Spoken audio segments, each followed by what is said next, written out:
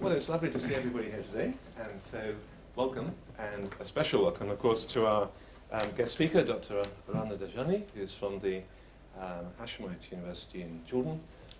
Rana's been with us now for 5 weeks on sabbatical, visiting St. Edmund's College and the Faraday Institute, which is part of St. Edmund's College.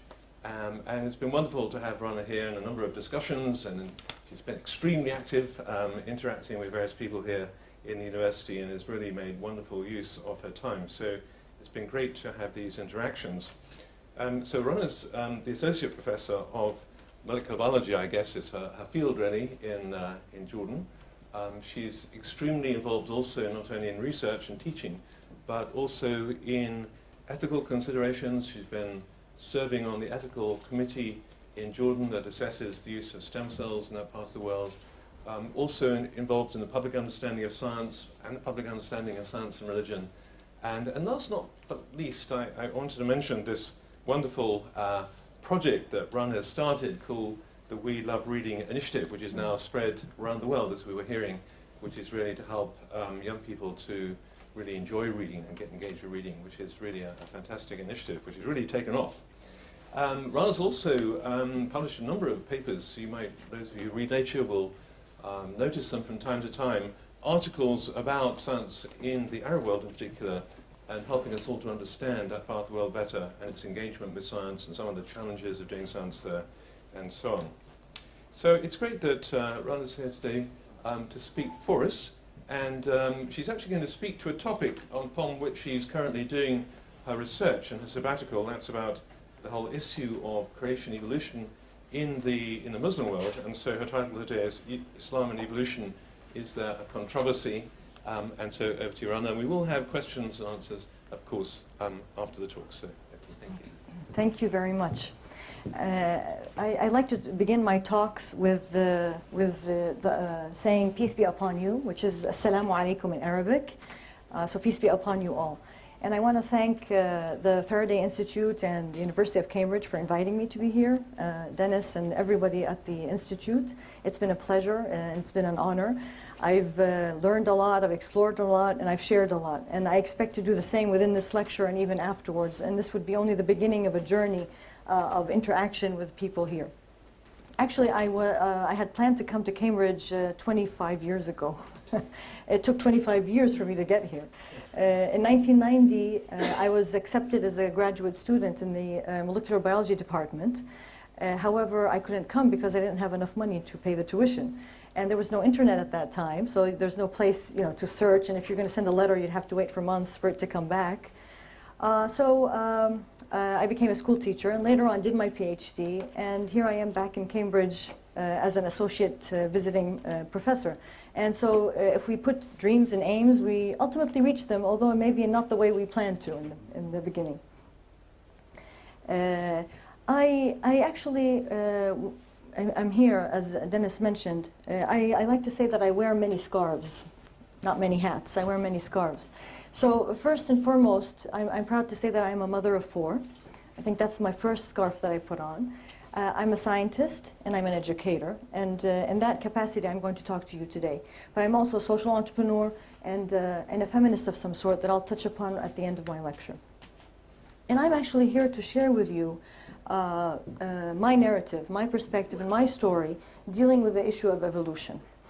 As a scientist, I never had a problem with evolution. And as a Muslim, to me, there was no controversy. However, in 2009, when I started teaching evolution at the university to my undergraduate students, that's when I really felt the controversy. And the reason is that the way we teach in the Arab world and in many developing countries is that there's kind of a schizophrenia between what we teach in the classroom and real life. So most of our students actually are taught in a rote memorization way. These are a list of things you have to memorize. They memorize them and they go to the exam. So whether they agree or disagree with evolution really doesn't figure in that exam kind of way of learning. They just memorize it and produce it on paper. However, the way I teach is I engage my students. I want to listen to their opinion. I want them to think things out and analyze them and tease them out. So if I'm going to do that, I'm going to really run into a problem because the public discourse is against evolution. And how did I feel that? Well, as soon as I went into the classroom in front of my students, Later they told me, of course, I didn't know this at the beginning, but they all were thinking that this professor is coming and she's going to teach us blasphemy. That was it.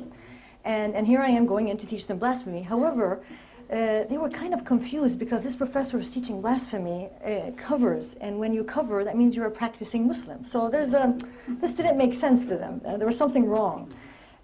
Which is good because it made them challenge their assumptions. Then she can't be talking blasphemy. She must have something worthwhile to listen to. And I think that's what opened the door for many of them to keep an open mind.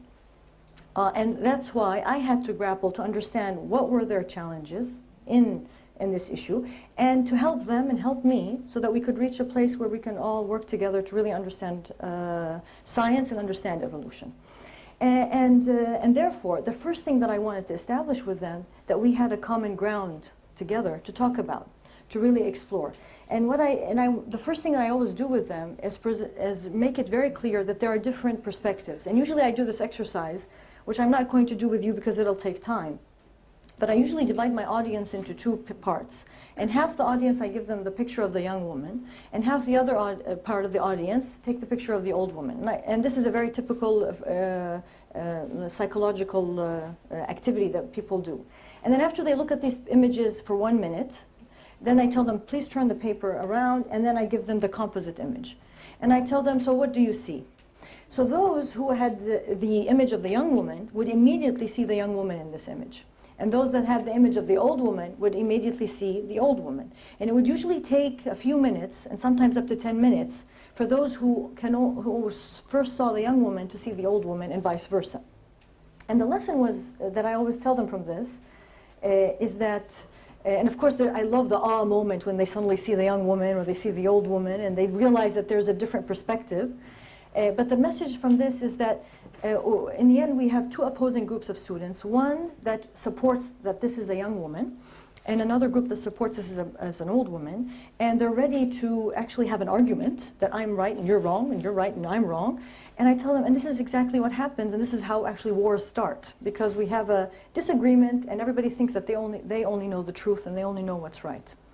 And what happened, how did this disagreement occur, is because some of them were conditioned for 1 minute to see the young woman, and some were conditioned for 1 minute to see the old woman. So I tell them, imagine not just a minute of conditioning, but a lifetime of conditioning, being in a certain environment for years, thinking that this is the only way, this is the right way. So how can you ever when you come in touch with someone else, how can you ever acknowledge that that person may be right? And ultimately, we finished that class saying that at least we can, if we disagree with others, we can try to understand that they may have a different perspective that is worth listening to. And I think that's the most important lesson that we can give our students. And ultimately, actually, I tell them, I'm not here to convince you or to prove to you that evolution is correct or not. I'm here to help you use your own mind to question everything around you and not to take things for granted. So if the imam says do this, or your parent tells you do that, you don't necessarily have to take that opinion if it doesn't make sense to you, and only do what makes sense to you. And if at the end of the course you still don't approve of evolution, but it's your own conviction, then that's fine. We've at least progressed to that stage, and you have an independent opinion. And usually in the end, well, I'll tell you what happens in the end after I tell my story. So the approaches that I've taken when I teach evolution, I start by trying to define what is our role as humans on Earth. And I use Islam as the religion to try to interpret that and find an answer to that.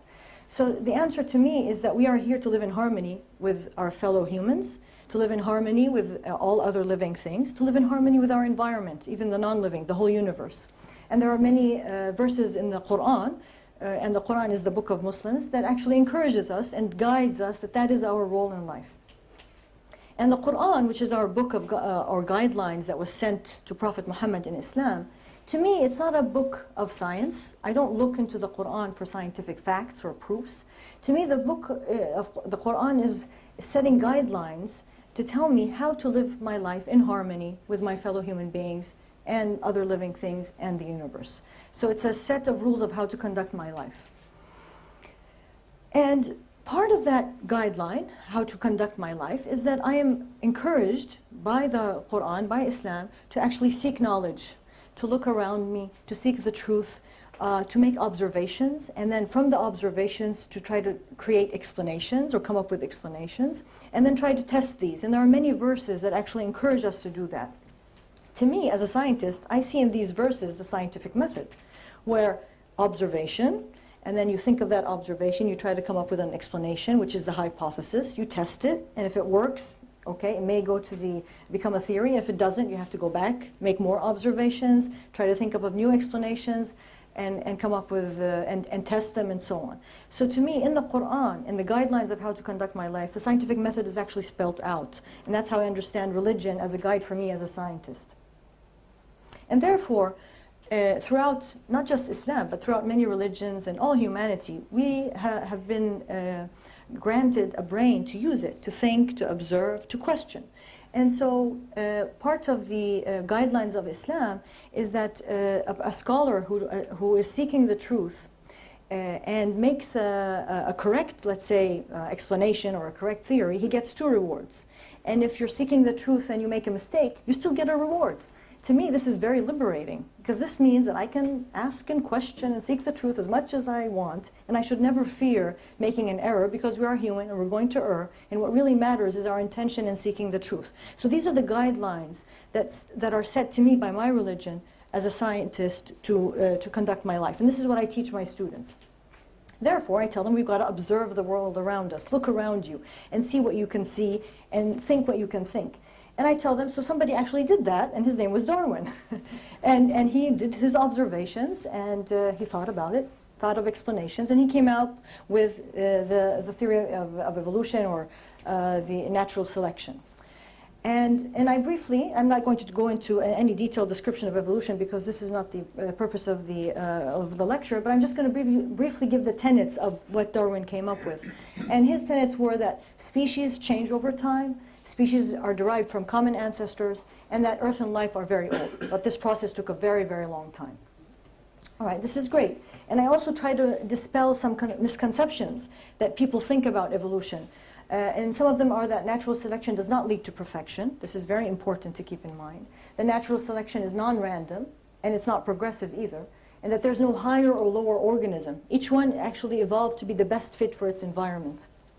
And that natural selection adapts populations to conditions that prevailed in the past, not conditions that may occur in the future. And because what I found out is many of my students actually really don't understand what evolution is about. And so they have all these misconceptions, and through those misconceptions they make conclusions and assumptions. And I tell them evolution is actually all around us. I mean, farmers throughout history have been doing artificial breeding, which is, in a way, artificial selection. It's doing evolution controlled by humans, whether it's how we produced all the crops that we eat, and so on. And not just that, actually the vaccines that we all use are actually following the laws of evolution, where we know, or antibiotic resistance for that matter. All these are based on the laws of evolution, where we have natural selection, and only the fit are the ones that survive, and so on. So I explain all the science as we go through the course of what natural selection is and what is the proof for it. And then we come to, so what happened? How come, what happened to Darwin and his idea, and what happened, how did the public receive Darwin? And so in this case, we have to put the context of the community that Darwin was living in. And of course, I'm not an authority on Christianity. I don't understand, I will not make any claims, but what I've read and from the books that we use in our teaching, which are from Springor, so they're the authority that I'm quoting, that there were some groups of Christians that supported Darwin, but there were some groups that didn't. And those that did not support Darwin and were against him actually did it for the 3 reasons that are up there. To them, as they read the Bible in their interpretation, which they call special creation, that species do not change, each species separately created, and Earth and life are very young. So there was this group that were opposing Darwin when Darwin came, and up till now we still have a group of these people who claim special creation. Now, let's look at the Islamic civilization and how they dealt with this issue. Well, first of all, if we go back, really back in history to the golden age of Islamic civilization, if we go back as ancient as the 8th century, there were actually scientists who had come up with rudimentary theories to evolution. And these are all recorded and documented. So we have Al-Jahiz, who talked about birds and how birds evolved and changed. We have Ibn Miskawayh, who also mentioned different forms of organisms. Ikhwan al-Safa, similarly. Ibn Khaldun even referred to human evolution in a certain way. So there were rudimentary theories. They never ran into any problem in the Islamic civilization. Nobody labeled them as blasphemers or going against religion. It was fine. They were just scientists exploring the world, seeking knowledge, and trying to find explanations. And even if we fast forward to the time of Darwin and look at what was going on in the Islamic world during Darwin, we find that actually in the 1880s, there was a special scholar living in the Levant area, which is Lebanon now, called Al-Jisr.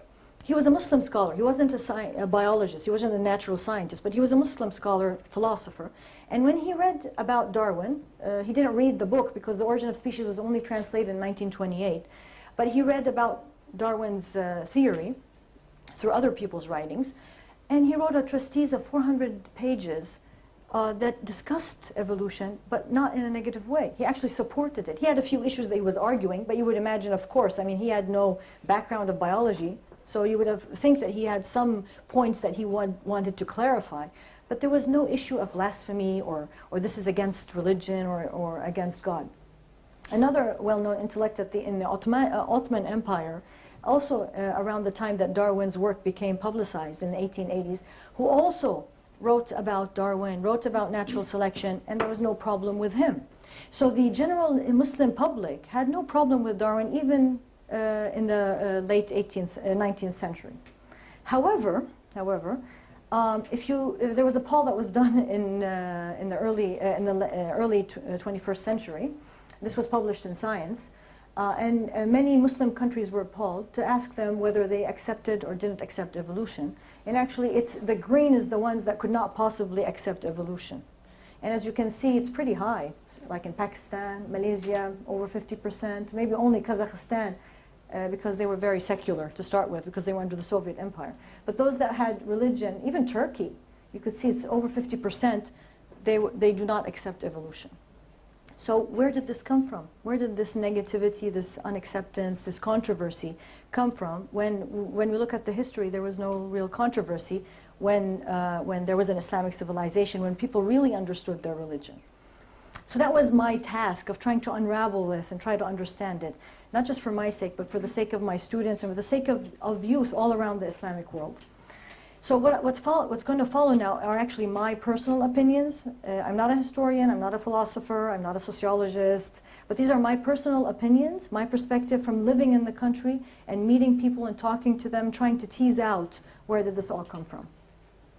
So first, I think these are some of the reasons that I put forward. One is that lack of qualified natural scientists in the Muslim world since Darwin's theory was presented. So at the end of the Ottoman Empire, there was a lot of corruption. There was less and less educational, let's say, systems around.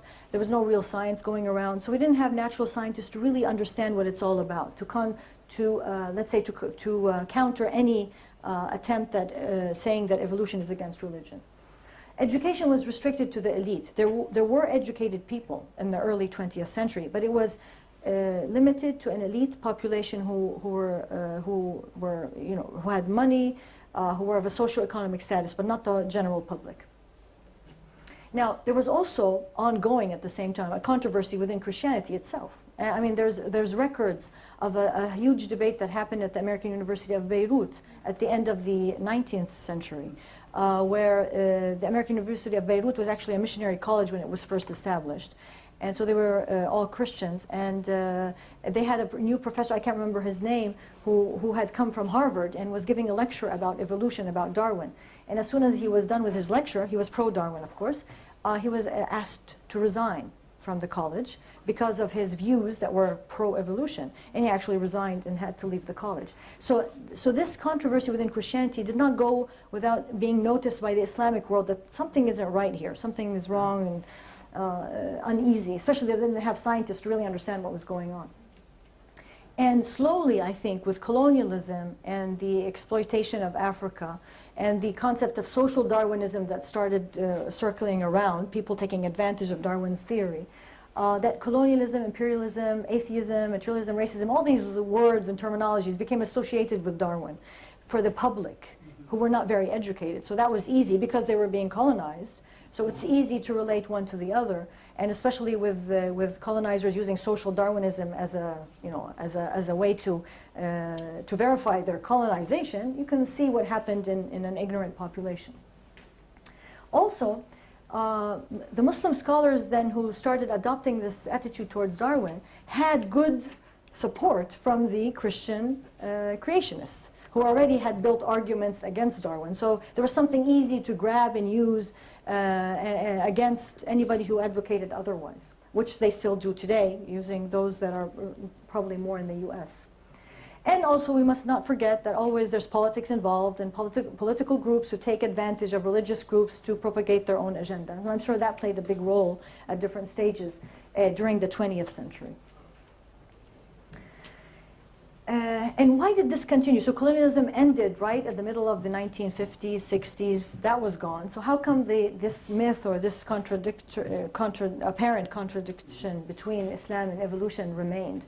I think these are additional points. So one is language and terminology. So these people take, from the West, they take a poll or a survey and they send it to a Muslim country, an Arab country, asking in the questionnaire, are you a creationist, right? So for a Muslim, when you ask the question, are you a creationist, and you translate that into Arabic, it means, do you believe in God? Do you believe there's a creator? And everybody say, yes, of course, right? But when you say creationist in the English or in the Western context, it means that you believe there's no evolution, everything was created spontaneously. So I think many of these surveys may not be really reflecting of the actual stand of many, many people because of this mix-up in terminology. So this is very important. Another thing is the misinterpretation of religious texts. So many people who take a stand against evolution actually use the Quran and texts from the Quran to support the notion that creation was spontaneous. And I think the interpretations they use and the terminology they use to support that is actually can be misinterpreted and can be reinterpreted again in the light of new knowledge and new science that we have. Add to all of that is that after we finished with colonialism, we had dictatorships in place. Therefore, we had a lack of freedom within the Muslim world. We still do in many, many countries. And this lack of freedom stops us from questioning, seeking the truth, and asking questions. No dictator wants his population to start asking questions, even if it starts with science, because it's going to end up asking about him. So we don't want any questions. So in that lack of freedom, everybody suffered accordingly. And also lack of understanding of Islam, because as I told you in the beginning, Islam asks us to seek knowledge, to question. We apparently don't understand our religion very well. And therefore there's a big, let's say, gap between Islam and Muslims. You know, they're very different, unfortunately. So, all right, so I analyzed why there's an apparent controversy between evolution and Islam. But what are we going to do? To me, that's the important thing. We can talk about why, but what really matters to me as an educator, and somebody who's standing in front of a classroom every day, how can I help my youth? And how can I help them to start thinking outside the box? So I adopt multiple approaches, and I'm going to go through them briefly. So the first approach, which deals with theology, I emphasize the fact that I mentioned earlier, that the Quran is not a book of science. I'm not going to look in the Quran to see how evolution happened. I'm not going to look in the Quran to see how humans evolved, okay? Because I don't use it for that purpose. It's there for me to give me guidelines just how to live my life with my fellow human beings. And I make this very clear to my students, because you'll never ever find everything, and so you're just putting yourself in a circle. The second thing that I emphasize is that even if you want to go, because they'll always drag me and give me a verse and say, no, look, this means this way. So if we have to go there, which sometimes you have to, just so that you're on an equal ground and you're not denying everything, because then they'll tell me I'm just closing my eyes to the truth. I'll say, okay, let's bring those verses. Let's have a discussion. And I tell them, if you're using a particular interpretation that was done 1,000 years ago, that's okay. That person who made that interpretation was sincere. He tried his best, but we all err. It's a human thing. And so we may come up with a new interpretation in light of the new knowledge we have or the new scientific discoveries. And in this process of reinterpretation, we call it ijtihad in Arabic, which means effort. Because in Islamic law really depends on three basic tenets. So we have the Quran that we go back to. We have the Hadith, which is everything that Prophet Muhammad said. And we have ijma', which means scholarly consensus. And this scholarly consensus comes from a group of scholars who do two things. They do ra'i, their personal judgment, and they do qiyas, which is analogical reasoning. They try to find precedent, and they put them together to come up with a new, let's say, explanation or a new interpretation. And so what I ask my students is that we need to revive this ijtihad. We need to revive the ra'i and the qiyas, to relook at all the verses of the Quran and reinterpret them in the light of modernity, of how we're living our lives today and all that, while respecting those that came up with whatever verdicts they came up 1,000 years ago, but moving beyond that to what we need in our modern life. And so I give the typical example that I'm always faced with my students when they give me these two verses as examples, that it's impossible that evolution happened and that things took time. God and that humans came from apes. Oh my God, this is like terrible. And so they use this verse and tell me, see, this is a verse, he who has made everything which he has created most good. This is, of course, a translation into English, where you lose a lot when you go from one language to another, as I'm sure everybody can comprehend. He began the creation of man with nothing more than clay. Or this one, we have indeed created man in the best of molds. So they're telling me God says in the Quran that humans are the best, the perfection. And I tell them, okay, let's look at this. What is that word, most good? Or this word, the best? What is that? Of course, most good, the best, in Arabic, it's the same word. But look how the translation is different. But in Arabic, it's one word that's used for both. And the word, for those who know Arabic, is ahsan. Ahsan could mean most good or most best, but it also could mean the most fit. Because Arabic is so rich, and every word could have 20, 30 different meanings. Those who interpreted these verses 1,000 years ago were thinking humans, perfect, so it's the best. Me, as a scientist, biologist, I look at it, no, it's the most fit. And it is the same word. We use it in our everyday language. We say ahsan, meaning the most fit. So I tell them, see, I can refute whatever interpretation you're using to support that evolution is wrong by just looking and reinterpreting the word in a different way. But I keep reminding them we don't want to be dragged into this discussion because we will ultimately, it's not very beneficial for science. Another thing that they argue is that the word create, and I think this is the same thing in Christianity, that create means instantaneous, spontaneous. It's like just like this, right? And then you have an organism or a human or whatever. And I argue for them. I mean, create is a verb, and it could take a long time for that action to happen, that process. And so I have no problem with create meaning it took billions of years. It doesn't have to necessarily mean it was spontaneous. And the really strange thing where there's this dichotomy is that in the Muslim world, if you talk about creation of the sun and the moon and the universe, and the verses say create, they have no problem that it took billions of years. But if you talk about living things and humans and say create means millions of years, they have a problem, that it has to be spontaneous. So I tell them, why do you agree with one but you disagree with the other? And to me, and when they talk about time, that things have to be spontaneous, I remind them that as humans we're caught in the dimension of time by virtue of our biology. While we believe that God is above all dimensions, so therefore time is never a problem for him, right? To him, the time doesn't exist. For us, it does. So we interpret things within a time frame. He doesn't have to use that. So creation for him isn't a continuous thing. He's outside of time. So it's something we have to imagine. And of course, and these are verses from the Quran that say a day for God is worth 1,000 years of what you count. Therefore, time is never a problem for Muslims as a one to disprove evolution. Therefore, and then we go to the next point. And I tell them, even evolution never even discussed God, whether he exists or not. That wasn't the whole point of evolution. Evolution is about the laws that are present in nature to explain how diversity came about. It doesn't discuss how that all started. That's a different issue. That's a different discussion. And so, therefore, if you believe there's a God, that he created the universe and life, that doesn't contradict that there are laws, physical laws and biological laws that control how things evolved and moved on. And to me, actually, to explain the diversity of living things, I mean, there's two explanations. Either you're saying everything was created spontaneously, every creature, or you're saying there was a simple law that created everything. And as scientists, we always know that the simplest explanation is usually the true explanation. And the simpler the rule is, I think it's proof of the elegance and the power and the strength of the divine that made it. So to me, evolution is actually more proof that there's a God than there isn't. So how could you say that evolution equates to atheism? It doesn't make sense to me.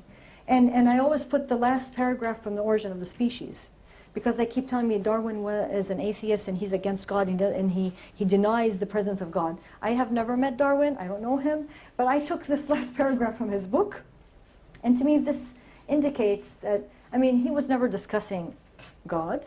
In his book, he was talking about natural selection and the laws. And so we don't have to go into that other discussion when we discuss evolution. And I think this is a very beautiful way of how Darwin put it. And I tell them, I mean, he was a person who tried his best to explain the phenomena around him. And like the first hadith, I mean, we try. If we err, we get a reward. If we don't err, we get double rewards. And we're all scientists and we're all humans striving to find the truth in this world. So this is the theological approach. The other approach I also adopt is the human fallibility. So, like I said, by the middle of the course, my students are okay with evolution. All right, we'll go with it. Natural selection, all living organisms. But when we reach human beings, oh, no, there we draw a red line. That doesn't work. And to me, this reminds me very much of a verse from the Quran that reminds us not to be arrogant. Because to me, when you say, when one of my students says, but I am a person, I'm a human being. God really made me special. I cannot come from any other organism. And to me, I'm telling you, but you're exactly saying what God told you not to do, to be arrogant. You are part of this creation. You're in harmony with the world and the living creatures around you. And so don't be arrogant. And don't you listen to those who talked before you who are arrogant. You're just part of this, part of creation. And to me, this points to actually conservation of the environment. If we think that we are very special and we are outside everything else, that will help us propagate taking advantage of the environment, rather the approach where I am part of this creation, I come from other forms, therefore we all have to work together to preserve our environment and take care of it. And these are the arguments that I put forth for the students. And of course we also run into interpretation of verses, and just to humor them and to help them, there in the Quran there are many words, terminology that could be interpreted in different ways. So instead of human, we have different terms. So we have bashar, we have insan. So these could mean different stages of human development. We have insha and khalq, which could mean creation, development, evolution. So there's a lot of terms. If somebody wants to go into that field, as I tell my students, they can really explore it and look for different meanings that would support the theory of evolution, if they wanted to go that way. And of course, there are also even verses in the Quran, I'm citing two, that actually talk about humans still evolving, and that they will keep on evolving, they will keep on changing all the time. But of course, there's different ways to read them. You could read them in different ways, depending on the level of science, the circumstances around you. And so here, there's like, he constructed you from the descendants of other people. We replace the like of them with a complete replacement. I mean, but these are verses, and like I said, I don't want to draw anybody into this. I don't want to draw myself into this kind of discussion. But I put forward, because you need to be on a common ground with the people who discuss, to say, if you're going to use these won't work for your proof. Oh, of course, ultimately we come to the story of Adam. All right, fine, human evolved, but how do you explain Adam and Eve and the story of Adam and Eve? All right, so I don't have all the answers. So what I tell them, that you have to, for me personally, I look at the story of Adam and Eve as a metaphor of what is the responsibility of human beings on this earth and where they lie, because that follows with the concept that the Quran is a guideline for life, not a book of science. But this is an open door for everybody, now and for the future, to explore these questions and find out the answers. If we're going to find out all the answers today, There's no point in continuing.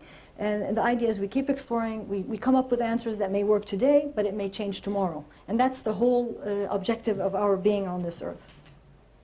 Then comes the question of conscious. All right, fine. So they ask me, how can you explain that human beings have a conscious? So my answer to them, first of all, we really don't understand how the brain works to start even talking about how it evolved. So we're still on that journey, we're still on that path of trying to explore. However, having said that, if we don't understand something, we don't say that it doesn't exist, we don't ignore it. We acknowledge that we don't know, and that we're trying to explore and we're trying to learn, and that we are limited. And the example I give them is that, so a long time ago, when people didn't know enough science, they would say if somebody had the plague, they would say that you had bad spirits, right? And now we know it's just a bacteria that's in your body doing what it's doing. So similarly, I tell them, if we don't understand the brain or how conscious evolved, that doesn't mean that it's something beyond our understanding. It just could be that there's a scientific explanation we haven't reached up till now, and to think along those lines. And those lines actually to lead me, I mean, this is my perspective, is that even miracles that we presume are miracles, meaning when for a common definition of miracle is something that is supernatural. To me, it's not about supernatural. It's probably following a law that hasn't been discovered yet. Just like we don't understand conscious, we don't understand the brain. The miracle is a law or a scientific thing, anomaly, that has a scientific explanation that we may discover as science advances.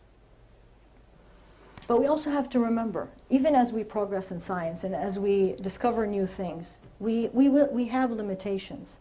Some of those limitations that we are trapped in time, right? We exist in a past and a present and a future. And there are dimensions above that, and it's very difficult to imagine them. And that's why the question of destiny is always like, because we're trapped in time, how do we choose? How do we know what's going to happen? And I like the metaphor that actually Carl Sagan put forward, and I'm going to use it. And that helps explain our limitation. So however much we learn and know, we are limited by our biology, by our neurons, and how we are made. And to make that closer, let's imagine we're ants. So ants, as biologists we know, ants can only comprehend 2 dimensions. They cannot comprehend a 3rd dimension. So if you've seen ants, you know, they walk towards a wall, they hit the wall, they keep walking up and then fall, because they don't know that they're going up. Up does not exist. There's no up. It's just X and Y. So let's imagine we're all ants living in a town of circles, right? So we go into our houses, each one of us. We open the circle, go in, close the door behind us. We're safe in our circle. Then let's imagine there's a sphere coming from above and bouncing right in the middle of our circle home. As an ant, what are you seeing in front of you? Something appearing out of nowhere, increasing in size, and then disappearing. So what do you do as an ant? Oh, this is metaphysical, you can't explain it, so you start trying to relate other things to explain it. When we all know that that's just a 3rd dimension, there's a scientific explanation, and everything's fine. So if we are like ants in other things, we are limited in our biology. Okay, we're better than ants, we can understand a 3rd dimension and time, but there are other dimensions that we can never comprehend, however much we discover, because we are limited by our biology, how we are made, the cells that we have in our mind. So we have to keep that in mind if we encounter something we cannot explain, that we'll be limited. So to conclude, this is let's say the path that I approach whenever we reach a contradiction as a scientist and a Muslim. So if there appears to be a contradiction between something scientific and my religion, first I check the science, because we know science is changing all the time. This is a fact. We know what we discover today is true within the circumstances of today. Tomorrow the circumstances may change, science may change. So we have to make sure that within what we know, within our limitations, that this is the real science. We know that tools change, and tools limit us, and the more advanced our tools are, the better we can understand science. And we also have to acknowledge like I said, our biological limitation. Now, if we tick all these boxes and we're sure of whatever fact that was discovered, and we're still contradicting, then I go to the Quran, the interpretation of the Quran. I don't question the Quran as such because I believe in it as a Muslim, but I question the interpretation, which is human, and humans err, and that's okay, and this is part of our job of seeking. And in this context, I suggest creating committees. So it's not just me going to the Quran and trying to make my own interpretations, because I'm only one person and my knowledge is limited. The idea is to create committees that are made of stakeholders from multiple fields that relate to that controversy. So for example, we actually did that for the ethics of stem cells. So can we use human embryonic stem cells or not? So what we did, we created a committee of physicians, scientists, developmental scientists, Islamic scholars, Arabic language experts, lawyers, and we all sat on a table to discuss human embryonic stem cells. So this is what I would suggest for any controversy. This is what we should do. And that these committees don't just meet once and create a verdict, because science is changing all the time. That these committees should meet regularly, keep addressing the issues as they come and as science advances. And that some of those peoples on that committee should come in, I don't know if the right word is to say naive, so that they're not limited by a particular way of thinking, so that they can really explore what this all can mean. If you see what I mean. I think this is very important for any kind of scientific discovery.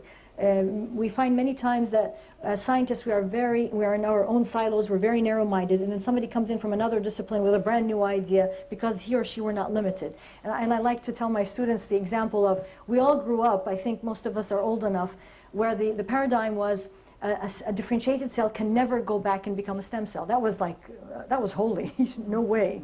And then now we know that we can't do that. So somebody thought outside the box, somebody challenged the assumptions. And so you need people like that within these committees. And then, are we going to come up with multiple opinions? Of course, there's not going to be one opinion. I think this is very healthy.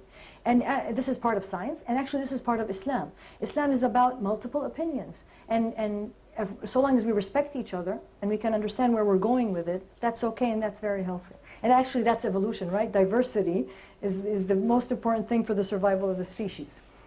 And lastly, to encourage the study of philosophy of science and of the humanities. In the Arab world and the Muslim world, all of our intelligent students, let's say in youth, actually go into science and engineering and medicine. And very few, I'm not saying all of them, but very few go into philosophy and humanities. And to me, in order to build this understanding of what is science and what is religion, you need smart, intelligent people who really study these issues in depth so that they can tackle them and help form what they are, and ultimately help in forming the identity of the young youth as we go forward. So the relationship between science and religion, to me, they're not each one alone, and they don't complement each other. It's actually a fluid relationship. It's a harmony where it keeps going back and forth. It's a dialogue that keeps us going as we progress through life, testing and experimenting and learning from each other. And this is how we will contribute to generate a generation of Muslim thinkers who are free thinkers, who have no controversy between their religion and science. And going back to the original problem that I analyzed in the beginning, to me the problem of the contradiction, or the apparent contradiction between evolution and Islam actually is a result of the certain attitudes towards science and culture that were imported into Muslim societies that didn't exist 1,000 years ago in the process of Western globalization. And so it precluded the development of a uniquely local approach.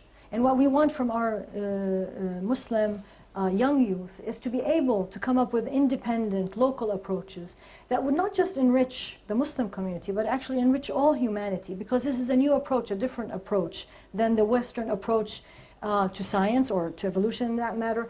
And here this encourages us to look at other issues that may have the same definition.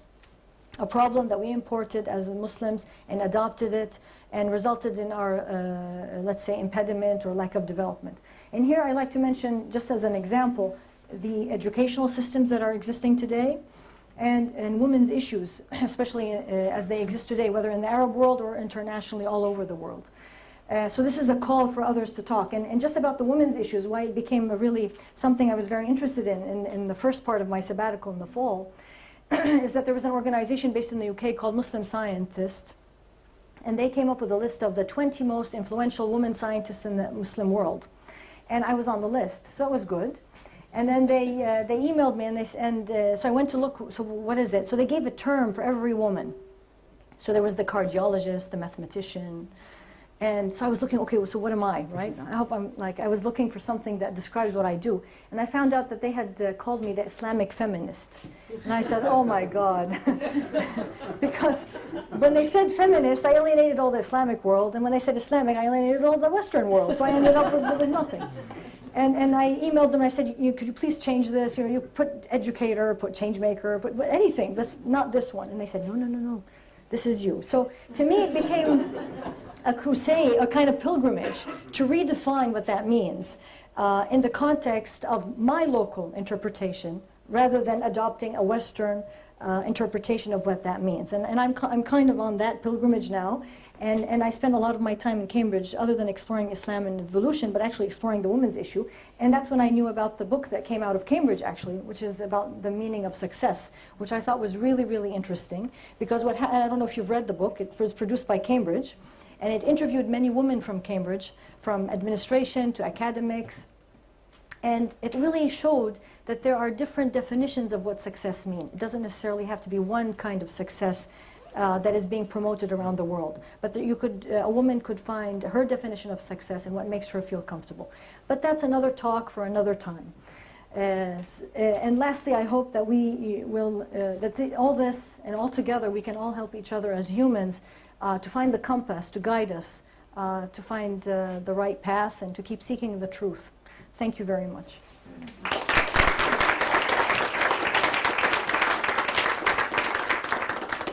Thank you very much, Rana. It was great.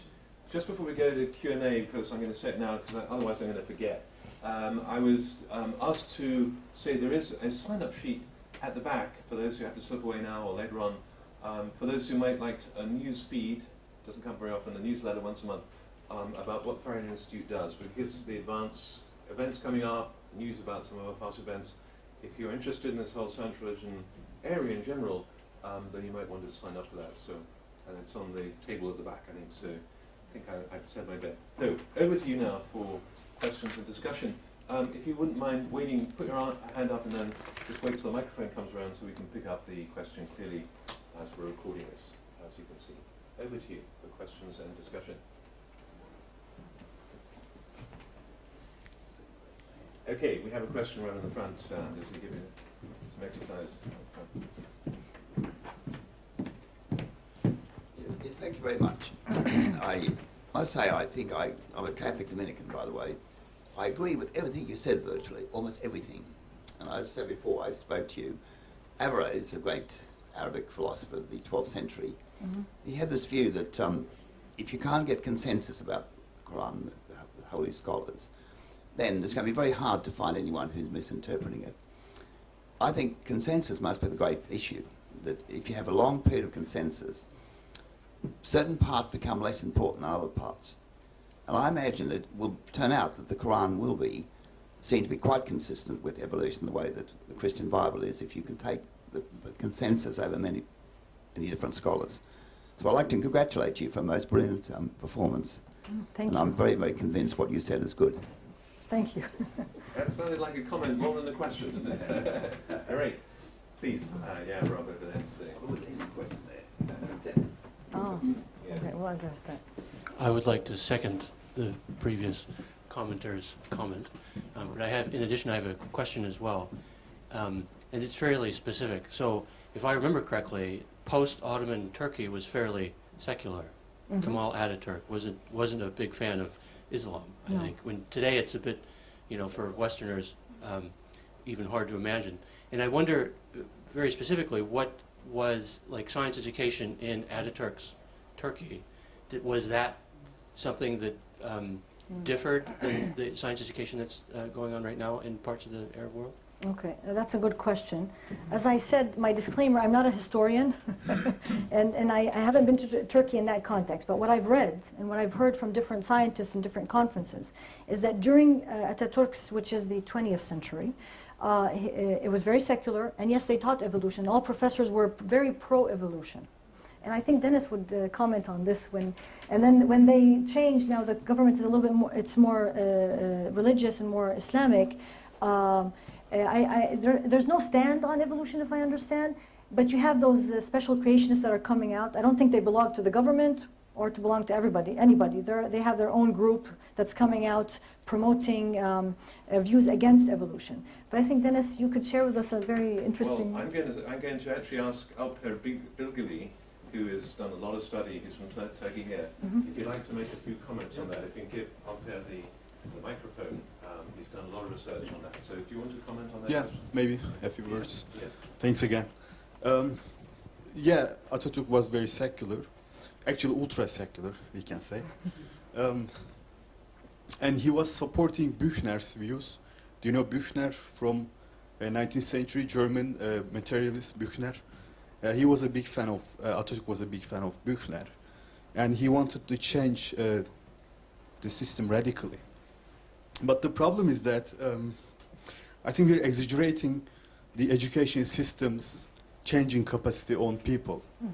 So people were creationists before new creationists even emerged in Turkey.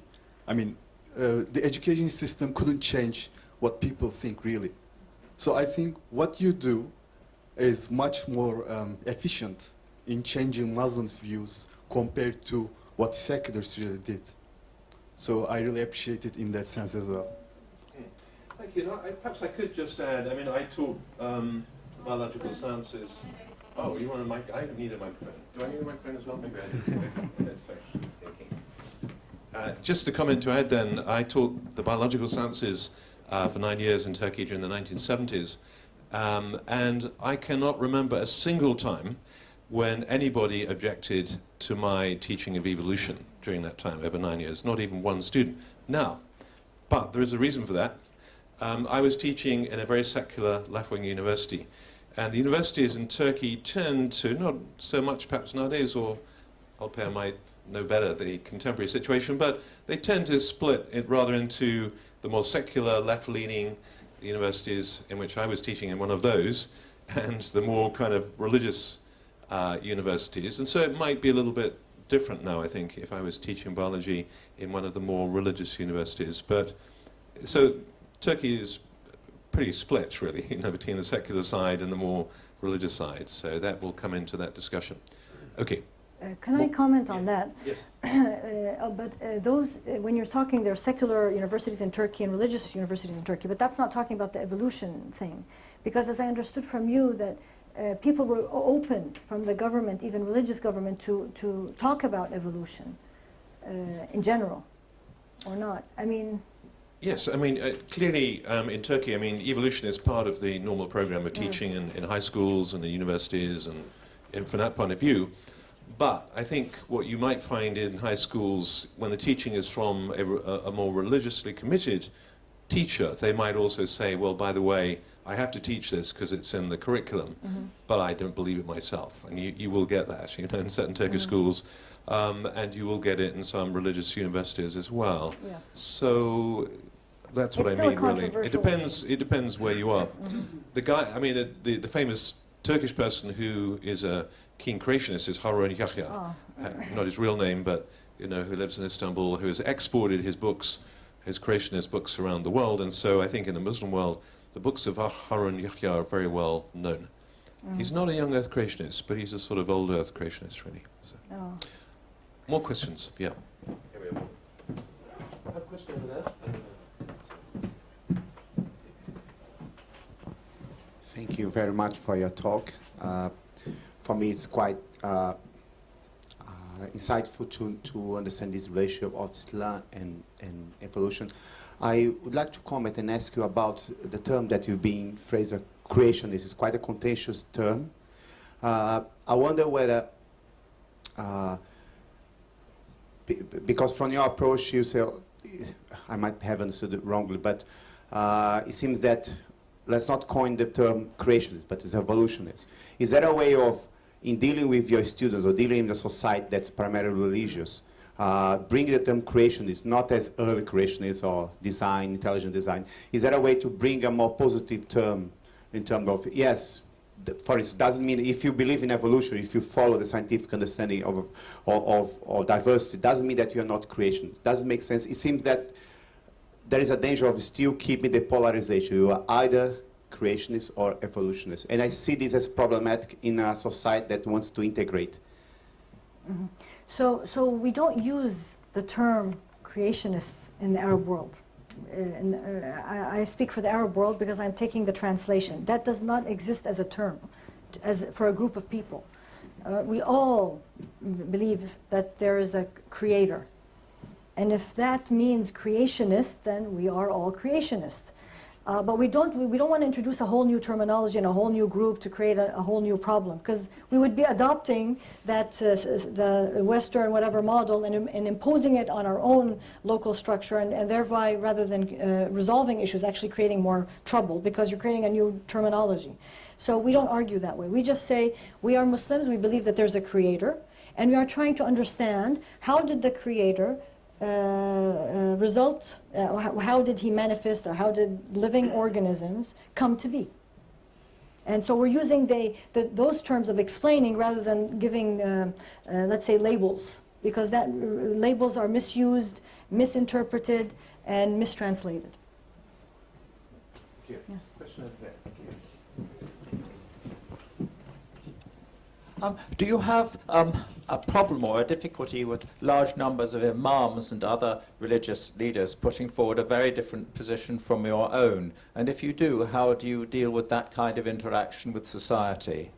Very good question. So, in general, if we're talking on a one-to-one with many of the imams, or and let's say the religious scholars that actually teach at the university, many of them actually don't have no problem with evolution, right?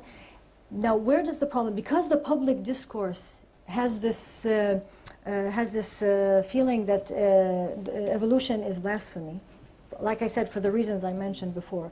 The imam very smartly doesn't want to confront the public, because if you confront them, you're creating a problem and a strife and a war that really doesn't help anybody.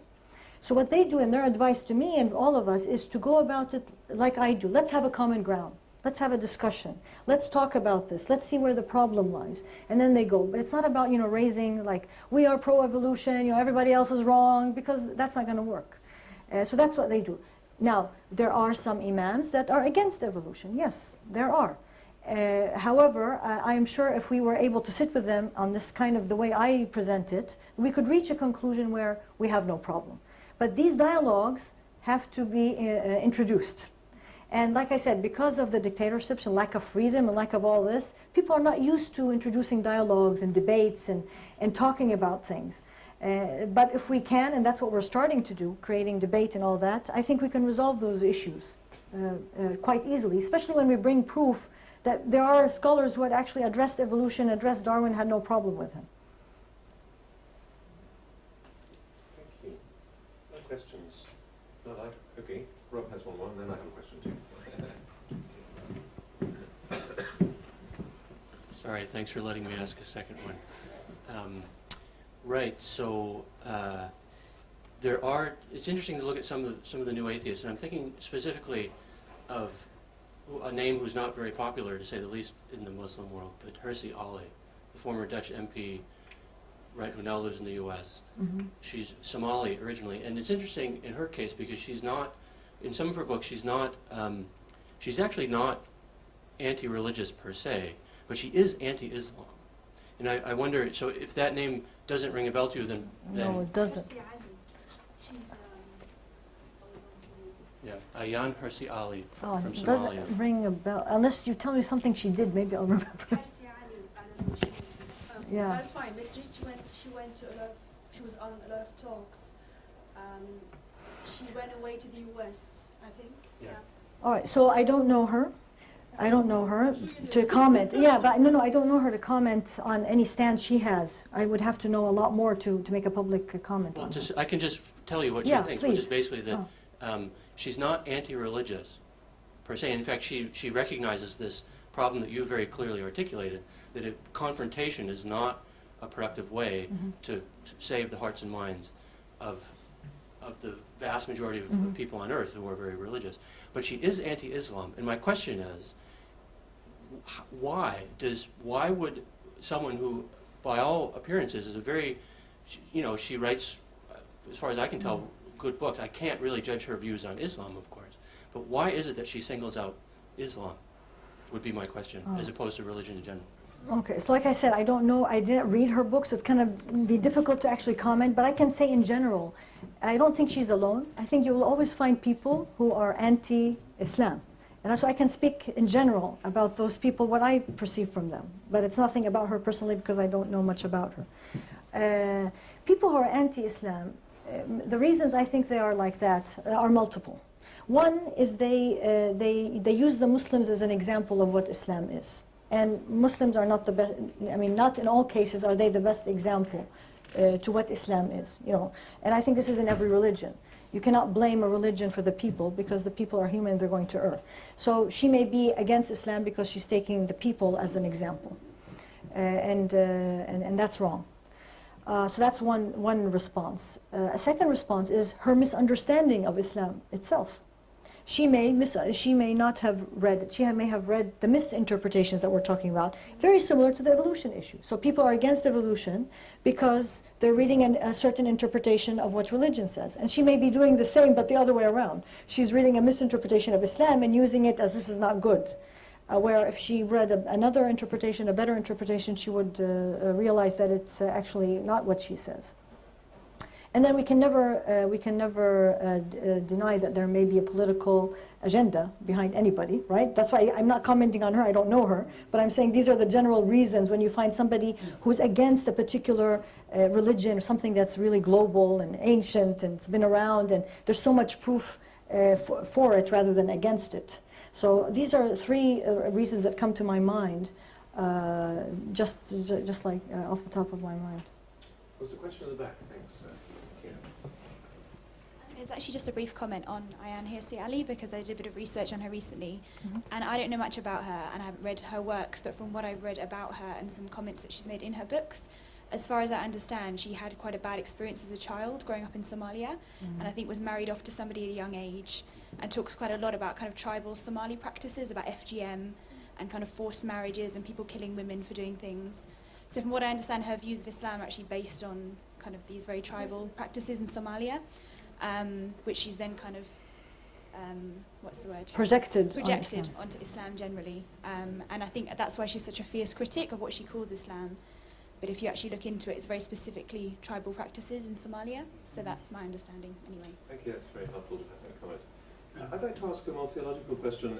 It's a theological question, certainly in the Christian world, and I want to know whether it plays out in the Muslim world in the context of evolution. Okay. So in the Western world, we have, people say, well, here you Christians, you believe in a God of love. You also believe in evolution, and God brings about biological diversity by this terribly wasteful process, which entails all this death and suffering. 99% of the species that ever live are gone extinct, and so on and so forth. So you can't possibly believe in a God of love and all this other stuff as well at the same time. That's an impossibility. So that's a pretty sort of standard objection, that one hears all the time. What do you think? I mean, is that a problem for people in the Muslim world about? You mentioned a number of problems people have in the Muslim world about evolution amongst your students, but do they raise that one? Is that a problem for them or not? No, that was never a problem. Okay. So why not? Why not then? And I believe the reason is part of Islam is that there's a reason for everything, and that there's a grand plan. Meaning that maybe on one level we see that this is bad, but on the bigger scale, there's a benefit for it in a way that we may not comprehend because we are limited by our biology. We don't really know everything. So this kind of interpretation, this is how we understand religion. This is how we understand the world. So that would never be an objection towards evolution from an Islamic perspective, to my knowledge. Thank you. That's helpful. Okay, Lydia. Yeah, a similar question. So another objection which you would hear quite often so from a Christian viewpoint, is that death is linked to sin. So you couldn't have at least human death before you have sin. So is this an issue at all, or the whole area of original sin from an Islamic That's a good question. And I'm connected. I don't need one. Thank you. So in Islam we don't have original sin. We are born, humans are born with no sin at all. And to us, the story of Adam and Eve is that Eve had nothing to do with Adam. He made a mistake, and Eve has nothing to do with it, and he repented, and things moved on. And we are all born without sin. We go about our lives. If we do a mistake, that's a sin, and if we don't, and we can repent within our lifetime, and if we don't, and we die without repenting, we will face the day of judgment, and we will be accounted for by our intentions, not by the action. And to us, this is very important, because you may do an action, but your intention is good. So we don't have the problem of sin, and therefore death has nothing to do with sin in that context. So that whole argument doesn't even exist in the Muslim world. There is no fall in Islamic theology in the same way as in Christian theology, basically. Yeah, it does not exist. People are born as a blank slate Exactly. in Islamic theology. Right. Yeah. And you fill it up. And young children are angels, and then they suddenly get to the age of 7, and the age of responsibility, and whoa, okay. Then they suddenly are treated as responsible adults. Well, not 7. No, well, okay. Yeah, you have to be old. You have to be slightly, yes. You have to be yeah. consciously responsible to be judged. Yes. And like I said, when you are judged, your intentions are judged, not your actions. And so if you're and then your intention alone is not enough. You have to actually do the action for it to be counted as bad for your intention. So you may have a really bad intention, but if you're not doing it, you're okay. You're safe. So in a way, it has a lot of trust in the human to do what is right. And then death would be a natural happening? Yes, death is the natural ending of life, as a cycle of life, and has nothing to do with sin per se. Well, this is all very interesting. We could probably carry on for quite a long time. If somebody has a burning question, we can take one more maybe, and then I think we should probably allow people to go off and have their suppers.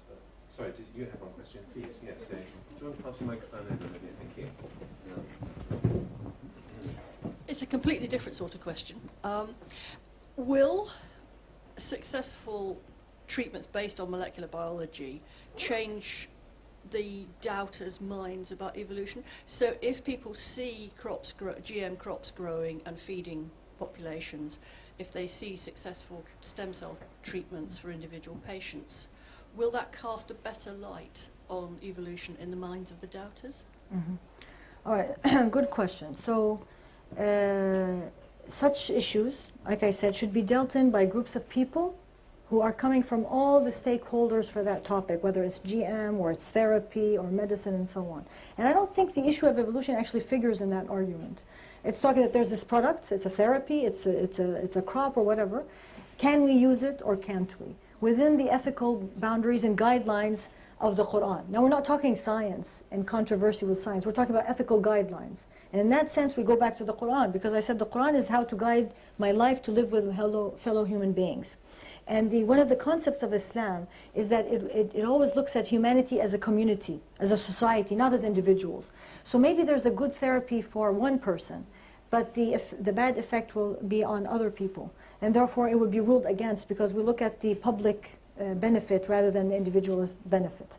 And I think that's one of the rules that actually guides what is accepted and what is not accepted in Islam.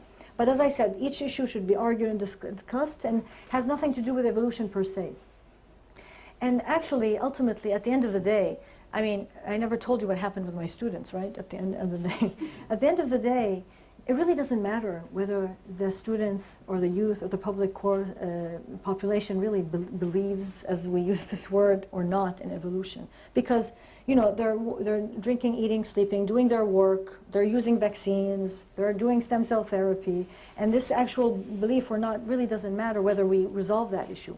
But what matters to me at the end of the day is that these students now are thinking independently and have their own opinion. And they are free to reach whatever opinion they want, and I respect that. And I think that's the true success that we want everybody to open. Because we're always going to have different opinions. Science is not always going to be right?